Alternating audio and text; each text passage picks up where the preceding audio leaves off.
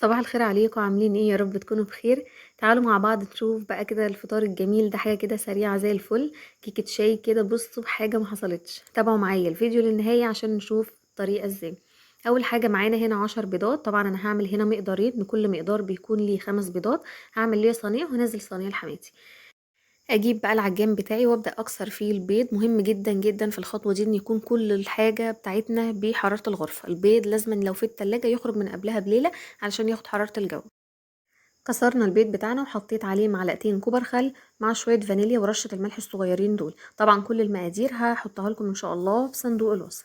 بعد كده بشغل العجان بتاعي على البيض لحد ما ياخد كده، يعني يعمل فوم كده شويه صغيرين. واكون محضره على جنب كوبايه ونص من السكر. طبعا بتكون الحبيبات بتاعته تكون يعني اشبه بالناعم كده شويه، ما تكونش مخرزه قوي. شايفين كده اللي هو بيكون السوليتير ده. بعد كده ابتدي انزل بيه تدريجيا على البيض كده بالخليط بتاعه، واسيبه بقى من وقت للتاني كده حوالي تلت ساعه. اطفي العجان واشغل، اطفي واشغل. طبعا كنت سبت بقى فتره طويله كده بيشتغل جنبي. كمان بكون محضره هنا على جنب حوالي نص كوبايه من الزيت مع كوبايه من اللبن، طبعا كل ده بحراره الغرفه. انزل بقى بالزيت شويه وبعد كده اللبن حبه بسيطه كده، يا دوبك ضربه والتانيه واقوم جايه طافيه على طول. على جنب كمان اكون مجهزه حوالي 3 اكواب من الدقيق، عليهم كيس بيكنج باودر اي نوع طبعا موجود، تكون الصلاحيه بتاعته تمام عشان يديني نفشه مظبوطه. اقلبهم كده على بعض. وبعد كده ببتدي اجيب الخليط السائل بتاعي واحط الدقيق شويه بشويه. ابتدي اقلب بقى لحد ما كميه الدقيق تختفي تماما، وبعد كده اكرر نفس الخطوات دي لحد ما اخلص كل الكميه بتاعه الدقيق. هنا كده كنت خلصت كميه الدقيق. شايفين القوام ما شاء الله تقيل شويه. هو ده اللي انا عايزاه. بعد كده ببتدي اجيب الصينيه بتاعتي واجيب حته من ورق الزبده او ايا كان بقى، ممكن ادهنها دهنه بسيطه بالزيت او اي حاجه ممكن يعني يكون ليها بديله. ممكن حتى ورق الكراسه الابيض الشفاف ده برضو بينفع وبيديني نفس النتيجه. بعد كده ببتدي انزل الخليط بتاعي من غير ما ادهن الصينيه، وطبعا هنشوف النتيجه بعد السوا. ما بتلزقش وما بتعملش اي حاجه. يا دوب بس كمان اكون خبطتهم خبطتين كده على الارض عشان يعني اخرج منهم اي نسبه هواء كبيره. بس طبعا مش خبطه كبيره عشان ما اخرجش الهواء كامل يعني. وبعد كده ادخلها على حراره 180. خلاص كده كانت خرجت كده معايا واختبرتها وهي في الفرن باعواد الشيش طاووق. وهنا برضو اوريكم نفس الاختبار. خارجه معايا ما شاء الله، ما فيهاش اي عجين ولا اي حاجه خالص.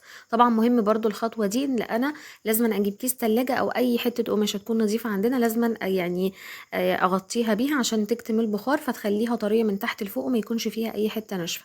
ازينها بقى باي حاجه، ممكن اسيبها كده. انا طبعا كده كده هوريكم في نفس الفيديو واحده عليها جوز هند والتانية ما كانش عليها اي حاجه خالص. هنا بوريكم بالظبط كده. شايفين البخار بتاعها طلع فخليها طريه زي الفل، حتى يعني جوز الهند لزق فيها وتشمع معاها جدا.